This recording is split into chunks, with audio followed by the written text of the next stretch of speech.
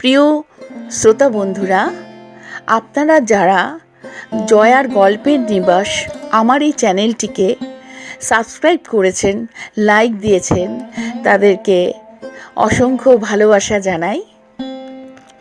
শুরু করছি বন্ধুরা। আজকের গল্প যাত্রা বদল, লেখক বিভূতিভূষণ বন্দ্যোপাধ্যায়। বিভূতিভূষণ বন্দ্যোপাধ্যায় জীবনে একটু বলে নিই। 12ই সেপ্টেম্বর 1894 সালে ওনার জন্ম হয়।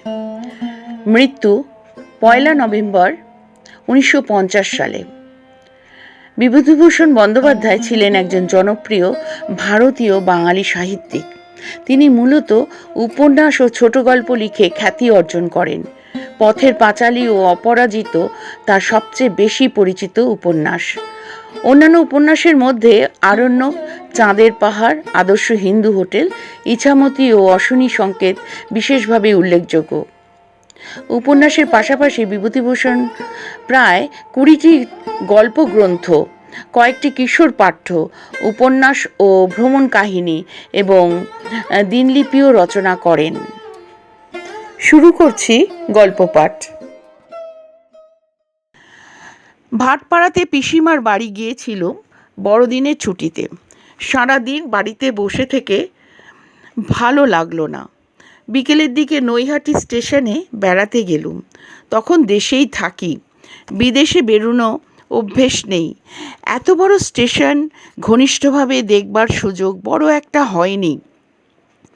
ডাউন প্ল্যাটফর্মের ওধারে প্রকাণ্ড ইয়ার্ডটা মালের ওয়াগানে ভর্তি। ওভারব্রিজের ওপর দিয়ে যাত্রীরা পোঁটলাপুটলি নিয়ে যাতায়াত করছে। নানা ধরনের লোকের ভিড়, নানা রকমের শব্দ। দুখানা পাইলট ইঞ্জিন ইয়ার্ডের মধ্যে ওয়াগানের সারি টানাটানিতে ব্যস্ত। ওপারের গাড়ি একখানা ছেড়ে গেল, আর একখানা এখুনি আসবে। বাজারের দিকে সাইডিং লাইনে দুখানা কেরোসিন তেলের ট্যাঙ্ক বসানো গাড়ি থেকে তেল নামাচ্ছে। এত মাছিও প্ল্যাটফর্মে কোথাও স্থির হয়ে দাঁড়াবার জো নেই, বসবার জো নেই। যেখানে যাই সেখানেই মাছি ভন ভন করে। চা খাওয়ার ইচ্ছে ছিল, কিন্তু স্টলের অবস্থা দেখে সেখানে বসে কিছু খেতে প্রবৃত্তি হলো না। প্ল্যাটফর্মের ওধারে একটা ছোট্ট ঘর, দোর বন্ধ। ঘরটার আশেপাশে পুরনো স্লিপার ও ফিশ প্লেট পড়ে আছে রাশিকৃত। একটি ক্ষুদ্র কুলি পরিবার সেখানে তেপ্পলের তাঁবু খাটিয়ে তোলা উনুনে আঁচ দিয়েছে। হঠাৎ প্ল্যাটফর্মে সবাই একটু সন্ত্রস্ত হয়ে উঠল। সবাই যেন প্ল্যাটফর্মের ধারে ঝুঁকে কলকাতার দিকে চেয়ে কি দেখবার চেষ্টা করতে লাগলো। একজন হিন্দুস্তানি যাত্রী প্ল্যাটফর্মের নিতান্ত ধারে দাঁড়িয়ে চোখ মুছতে ব্যস্ত। ওপার থেকে একজন কুলি তাকে হেঁকে বললে, এ আঁখ পুছনে ওয়ালা হট যাইয়ে, ডাকগাড়ি আতা হ্যায়। কাছের একটি ভদ্রলোক যাত্রীকে জিজ্ঞেস করলুম, কোন ডাকগাড়ি মশাই? তিনি বললেন, দার্জিলিং মেলের সময় হয়েছে।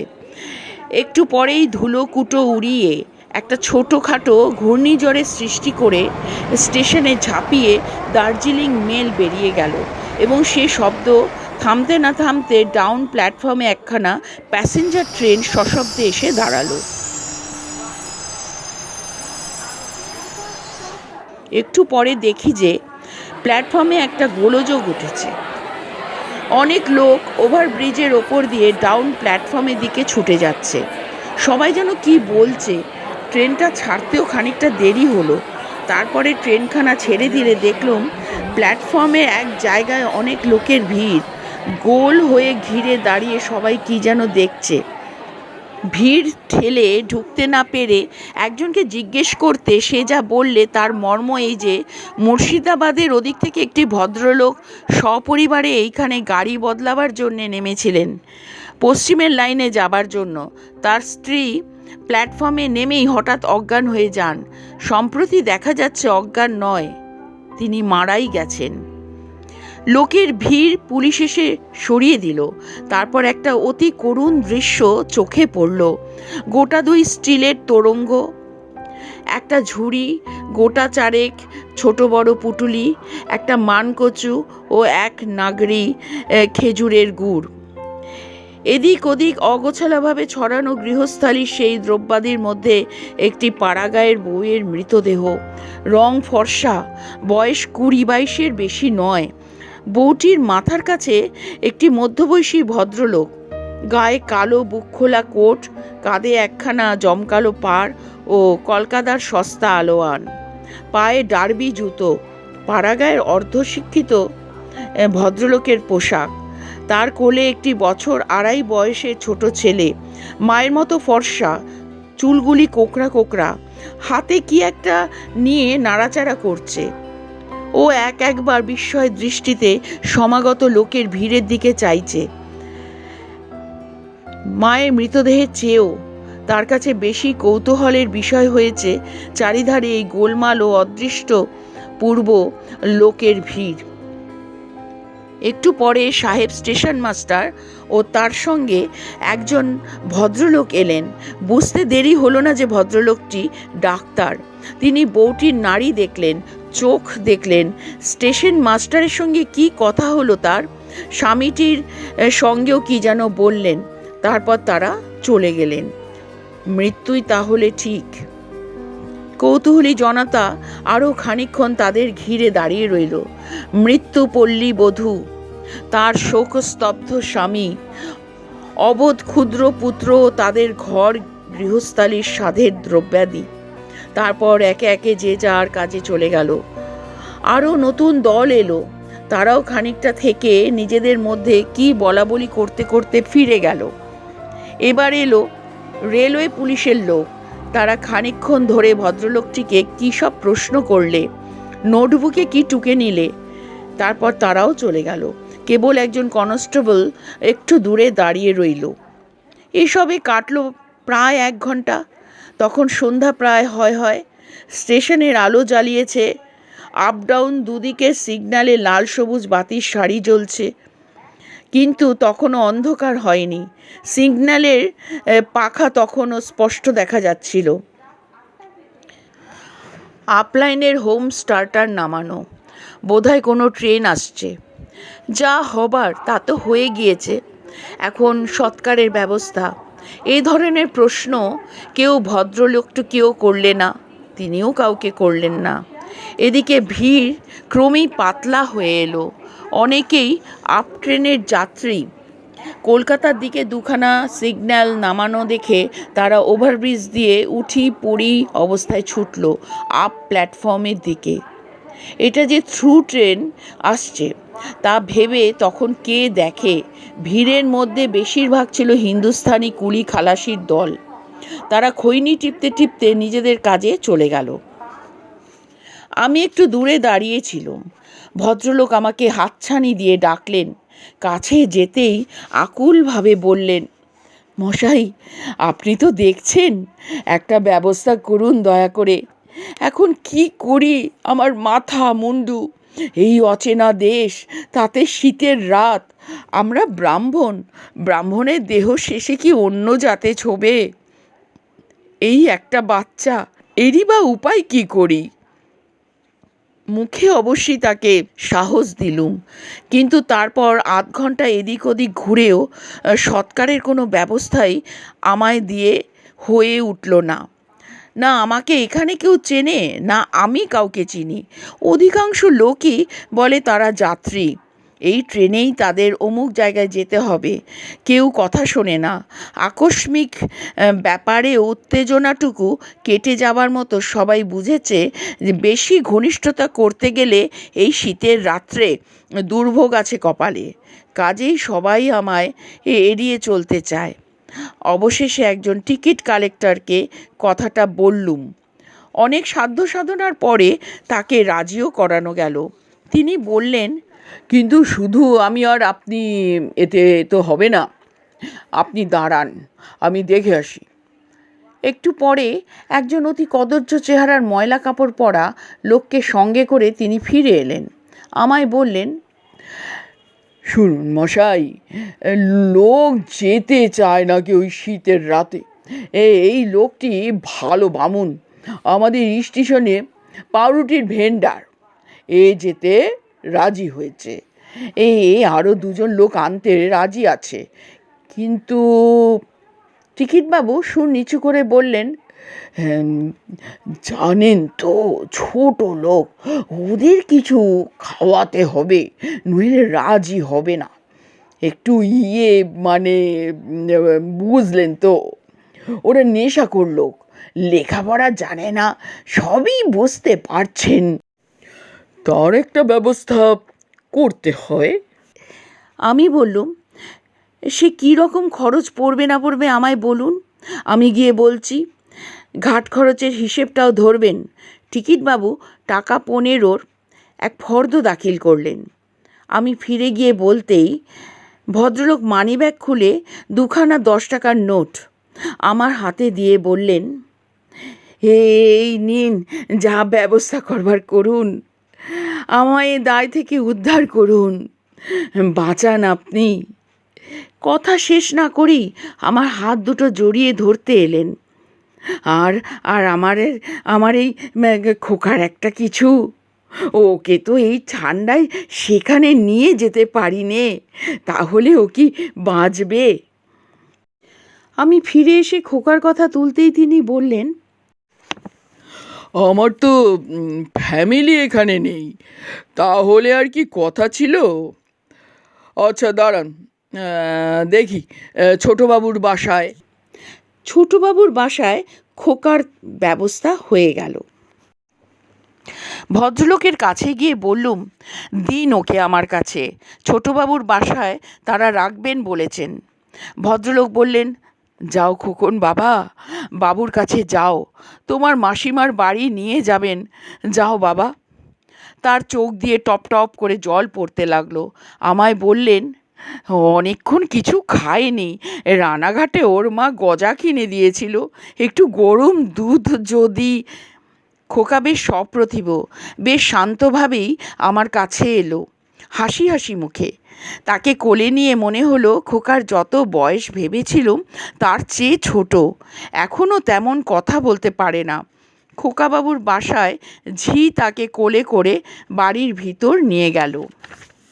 ওকে কোলে তুলে নিয়ে কাঁদো কাঁদো সুরে বললে, হা হা, এই যে একেবারে দুধের বাছা, এসো এসো সোনামণি, আহা মানিক আমার।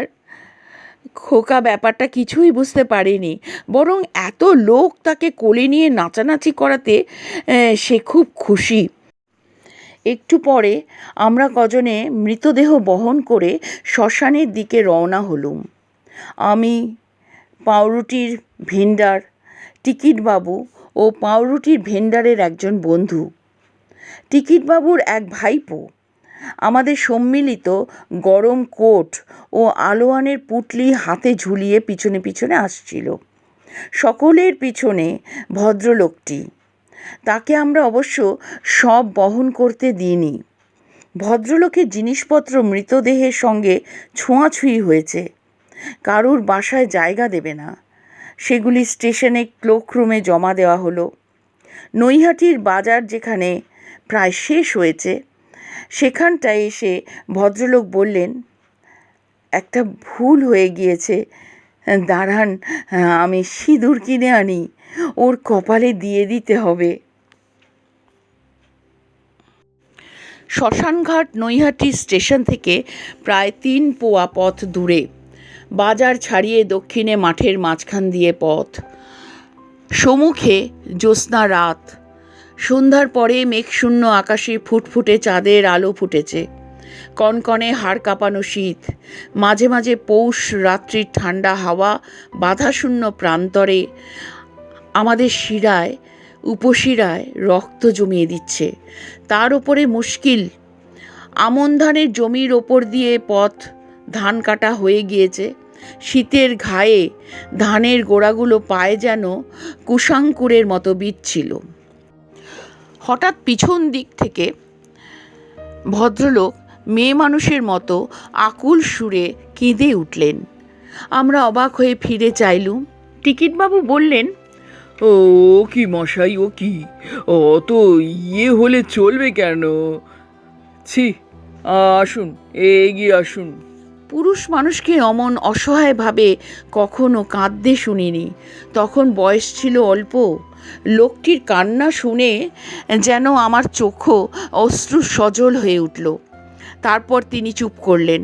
আমরা সবাই আবার চুপচাপ চলতে লাগলো। শ্মশানে যখন পৌঁছানো গেল, রাত তখন 7:30 হবে। মৃতদেহ চিতায় উঠানো হলো।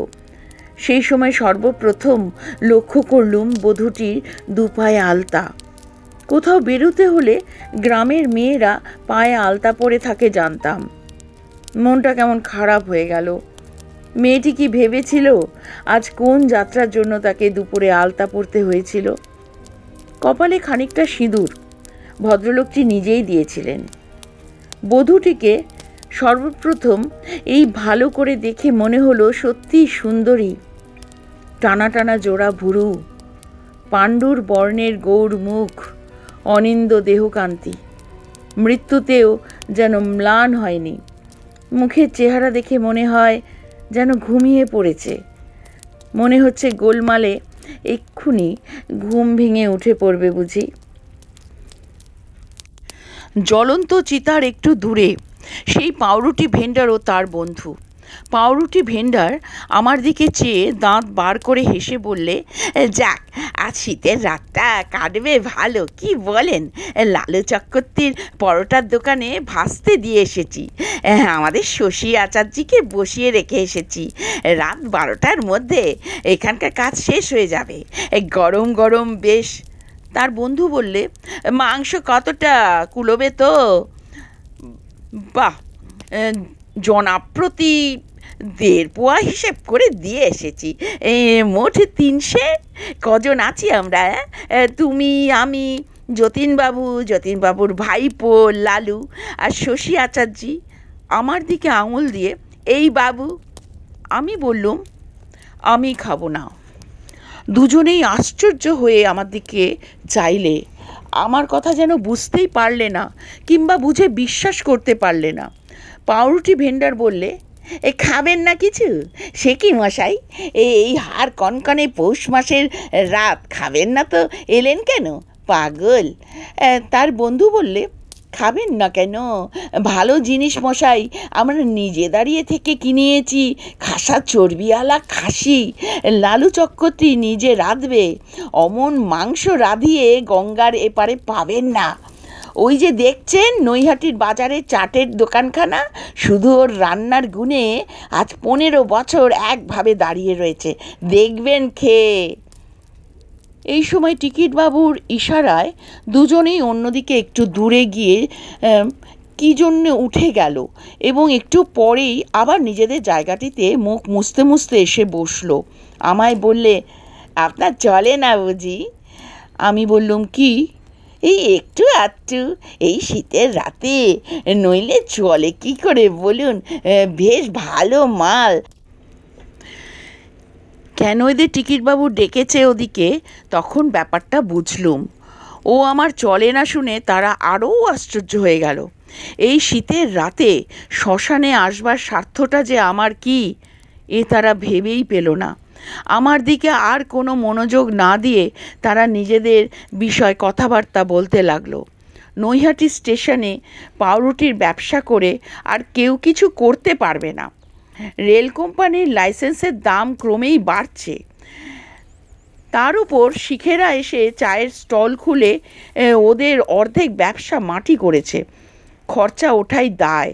দেশে সুবিধে নেই, তাই ওরা পেট ভাতায় এখানে পড়ে আছে। নইলে কাঁথিতে ওদের অমন চমৎকার দোকান ছিল। পাউরুটি ভেন্ডারটির নাম বিনোদ বাড়ুজ্জে। সে আর একবার উঠে গেল ওদিকে। আমি ওর বন্ধুকে জিজ্ঞেস করলুম, খাবার টাবার কত খরচ হলো? তা প্রায় টাকা 7 ধরুন। কিছু মিষ্টিও আছে, তাছাড়া 2-1টা। আপনার তো দেখছি ওসব চলে না। বিনোদ ফিরে এসে নিজেদের মধ্যে আবার গল্প শুরু করলে। হঠাৎ আমার মনে পড়ল, আমার গরম কোটের পকেটে বিস্কুট আছে। নৈহাটির প্ল্যাটফর্মে কিনেছিলুম সেই, কিন্তু খাওয়া হয়নি। টিকিটবাবুর ভাইপোকে ডেকে বললুম, আমার কোটের পকেটে বিস্কুট আছে, দয়া করে আমার মুখে খানকতক ফেলে দিন না, আমি এই হাত আর ওতে দেব না। আমায় এভাবে বিস্কুট খেতে দেখে টিকিটবাবু অবাক হলেন। আমি সব ছুঁয়ে স্নান না করেই বিস্কুট খাচ্ছি। আমায় বললেন, আপনার খুব খিদে পেয়েছে দেখছি, তা চলুন নৈহাটিতে ফিরে খুব খাওয়াবো। আমি বললুম, আমি খাবো না কিছু, তাছাড়া আমি স্টেশনের দিকেও যাব না, এখান থেকে সোজা ভাটপাড়া চলে যাব। খাবেন না আপনি? সে কি মশাই, না না, তা কি হয়, অতটা মাংস।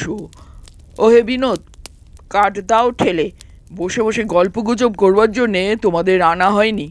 টিকিটবাবু আমার দিকে চেয়ে আবার কি বলতে যাচ্ছিলেন, কিন্তু আমি তাকে সে সুযোগ না দিয়েই নিজের জায়গাটিতে গিয়ে বসলুম।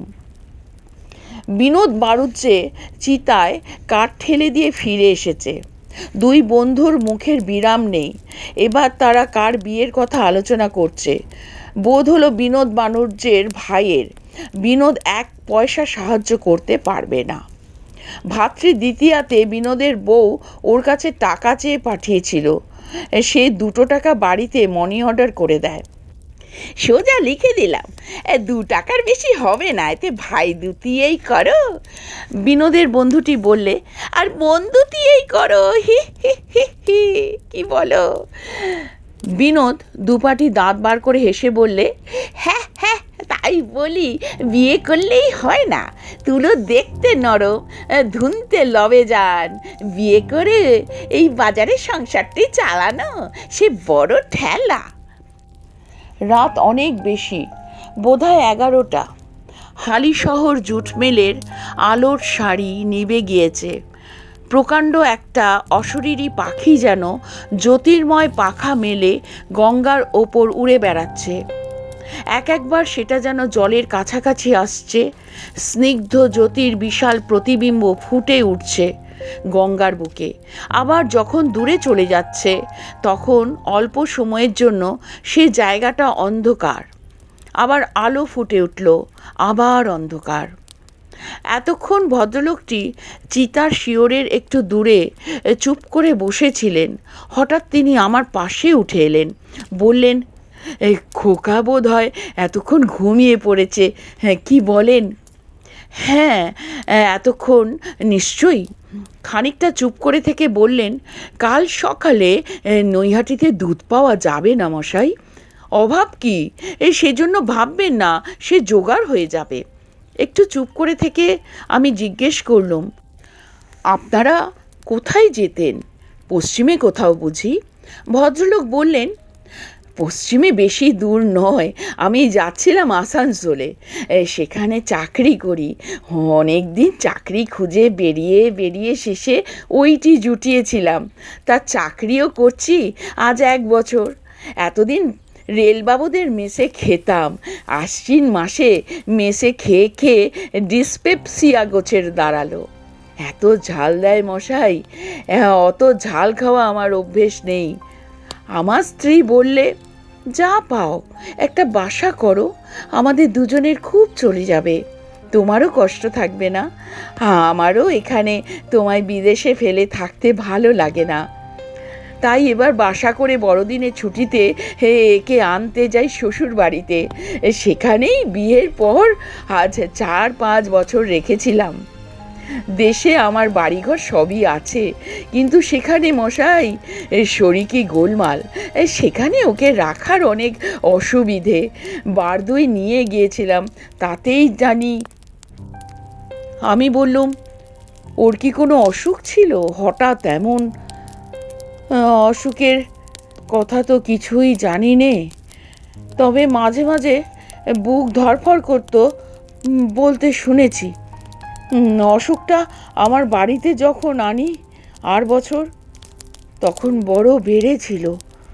আমার সে সময় নেই চাকরি, হাতে নেই পয়সা, আর এদিকে বাড়িতে আমার জ্যাঠতুতো ভাইয়ের স্ত্রী, তার যৎপর নাস্তি দুর্ব্যবহার। এই সবে সংসারে শান্তি তো ছিল না, এক দণ্ড। ও আবার ছিল একটু ভালো মানুষ মতো, ওর ওপরই যত ঝক্কি। খানিকটা আপন মনেই যেন বলতে লাগলেন, কাল ও বিকেলে কত কথা বলেছে, বাসার কথা আমায় কত জিজ্ঞেস করলে, বলছিল সেখানে পাতকুয়ো না পুকুর। আমি বললাম দুই আছে, তবে পুকুরে রেলের কুলি চাপরাশিরা নয় আর কাপড় কাচে, তার চেয়ে তুমি বাসার পাতকুয়োর জলেই নেও। খাবার জন্যে রেলের বাবুদের কোয়ার্টারে টিউবওয়েল আছে নিকটেই, সেখান থেকে জল আনাবো। বাসায় পেঁপে গাছ আছে শুনে কত খুশি, বললে হ্যাঁ গা, ও দেশের পেঁপে নাকি খুব বড় বড়। কাল দুপুরের পর থেকে বাক্স গুছিয়েছে, মানকচু সঙ্গে নিয়ে যাবে বলে বিকেলে বেছে বেছে বড় মানকচুটা ওর ভাইকে দিয়ে তোলালে। রাত্রে ঘুমোয় না, কেবল বাসার গল্প করে, এ করব ও করব। আমায় বললে পেতলের ডেকচিতে খেয়ে খেয়ে তোমার অসুখ হয়েছে, তারা তো আর তেমন মাজে না, অসুখের আর দোষ কি, সেখানে মাটির হাঁড়িকুড়ি পাওয়া যাবে তো। রাত অনেক হয়েছে দেখে আমি বললাম শো, ঘুমাও, কাল আবার সারাদিন গাড়ির কষ্ট হবে, রাত দুপুর হলো, ঘুমিয়ে পড়ো। কোথায় চলে গেল, আর আর আমায় রেঁধে খাওয়াতে আসবে না। হঠাৎ একটা গোলমাল ও বচসার আওয়াজে ভদ্রলোক ও আমি দুজনেই ফিরে চাইলুম। বিনোদ বাড়ুজ্জে ও তার বন্ধু টিকিটবাবুর সঙ্গে কী নিয়ে ঝগড়া বাঁধিয়েছে, এবং আমার মনে হলো তারা এমন সব কথা বলছে যা হয়তো তারা স্বাভাবিক অবস্থায় বলতে সাহস করতো না টিকিটবাবুকে। বিনোদ বাড়ুজ্জে বলছে, জান জান মশাই, অনেক দেখেছি ওরকম, আমরা গড়বাড়ির বাড়ুজ্জে এই সুতোহাটা পরগনায় এর মধ্যে যেখানে যাবেন ওদিকে তমলুক এস্তেক আমাদের এক ডাকে চেনে, ছোট নজর যেখানে দেখি সেখানে আমরা থাকি নে। এই শীতের রাতে কে আসতো মশাই, আমাদের আগে খোলসা করে আপনার বলা উচিত ছিল, তাহলে দেখতাম নৈহাটির বাজার থেকে কোন বেটা পৈতেওয়ালা বামুন আজ মরা নিয়ে আসতো, মুর্দ ফরস দিয়ে না যদি। ব্যাপার কি উঠে দেখতে গেলুম। বিনোদ বাড়ুজ্জে আমায় দেখে বললে, এই তো এই ভদ্রলোক রয়েছেন, আচ্ছা বলুন তো আপনি, আমরা সকলের আগে বলে দিয়েছি আমাদের এই চাই এই চাই, এখন আসলে হাত গুটলে চলবে কেন, আপনিই বলুন তো। হ্যাঁ, মানুষ বলি এই বাবুকে কোনো লোভ নেই, উনি খাবেন না, কিছু করবেন না, উনি এসেছেন মরা নিয়ে এই শীতে, উনি বলতে পারেন, ওর পায়ের ধুলো নিয়ে মাথায় দিতে হয়। ঝোঁকের মাথায় বিনোদ বাড়ুজ্জে সত্যি আমার পায়ে হাত দেবার জন্যে ছুটে এলো। আমি সেখান থেকে সরে পড়লুম। এদের অপ্রকৃতিস্থ অবস্থায় ভাগ বাটোয়ারা সংক্রান্ত কথার মধ্যে আমার থাকবার দরকার কিসের? মনে কেমন একটা দুঃখ হলো। এই অভাগিনী পল্লীবধূর অন্ত্যেষ্টিক্রিয়ার উপযুক্ত সম্মান এখানে রক্ষিত হলো না। মনে হলো ও এখানে কেন? এই জ্যোৎস্না প্লাবিত গঙ্গার উদ্দাম তরঙ্গভঙ্গ, এই হিমবর্ষী নক্ষত্র বিরল বিরাট আকাশ, এই অমঙ্গলময়ী মহানিশার মৃত্যু অভিযান, জীবনের নানা ছোটোখাটো স্বাদ যাদের মেটেনি, এই রুদ্র আহ্বান তাদের বেলা আর কিছুদিন স্থগিত রাখলে বিশ্বকর্মার কাজের কি ক্ষতিটা হতো? ছোট্ট একটি গৃহস্থ বাড়ির দাওয়ায় মেয়েটি খোকাকে কোলে নিয়ে দুধ খাওয়াচ্ছে। সবে সে নদীর ঘাট থেকে গা ধুয়ে এসেছে, পায়ে আলতা, কপালে টিপ, খোপাটি বাঁধা, ওকে মানায় জীবনের সেই শান্ত পটভূমিতে। শ্মশানে মাতালের হুড়োহুড়ির মধ্যে ওকে এনে ফেলা যেমনই নিষ্ঠুর তেমনই অশ্লীল। রাত দুপুর। বিনোদ বাড়ুজ্যে হঠাৎ কি মনে করে আমার পাশে এসে বসলো। সে আমার প্রতি অত্যন্ত ভক্তিমান হয়ে উঠেছে। আমি কি করি, কোথায় থাকি, বাড়িতে কে কে আছে, এইসব নানা প্রশ্নে ব্যতিব্যস্ত করে তুলল। আপনি মশাই এর মধ্যে মানুষ মানুষ চিনি মশাই। আজ না হয় দেখছেন স্টেশনে পাউরুটি ফ্রি করি। আমরা গড়বাড়ির বাড়ুজ্যে। যান যদি কখনো ওদিকে, পায়ের ধুলো ঝেড়ে দিলেই বুঝতে পারবেন সুতোহাটা পরগনার মধ্যে। সব শেষ হতে রাত 1টা বাজলো। চাঁদ ঢলে পড়েছে। চিতা ধুতে গিয়ে ভদ্রলোক আবার হাউ হাউ করে কেঁদে উঠলেন। আমরা অনেক সান্ত্বনা দিয়ে তাকে থামালুম। আমি ওদের কাছ থেকে বিদায় নিয়ে সোজা পিসিমার বাড়ি চলে আসব। ওরা কিছুতেই ছাড়ে না। টিকিটবাবু বললেন, আসুন আসুন, অতটা মাংস খাবে কে? সব গরম গরম পাবেন। আমার বলে দেওয়া আছে, রাত 12টার পর তবে ময়দায় জল দেবে। গিয়েই গরম গরম। চলুন মশাই। অতি কষ্টে ওদের হাত এড়িয়ে পিসিমার বাড়ি ফিরলুম। কিন্তু সকালে উঠেই খোকাকে দেখবার ইচ্ছে হলো। 7:30টার ট্রেনে নৈহাটি গিয়ে ছোটবাবুর বাসায় হাজির। খোকা নাকি অনেকক্ষণ উঠেছে। ভোরবেলা থেকে মায়ের কাছে যাবার জন্য কাঁদছিল।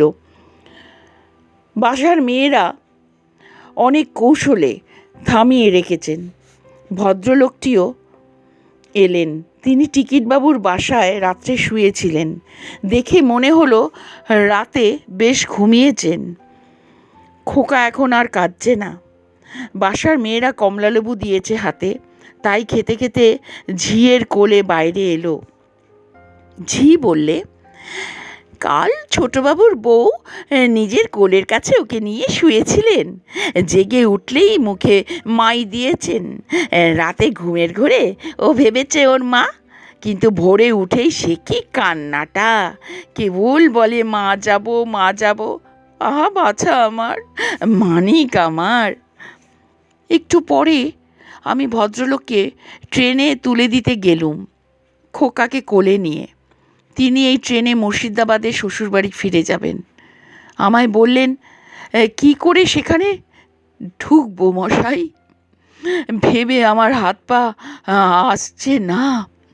তবে যেতেই হবে।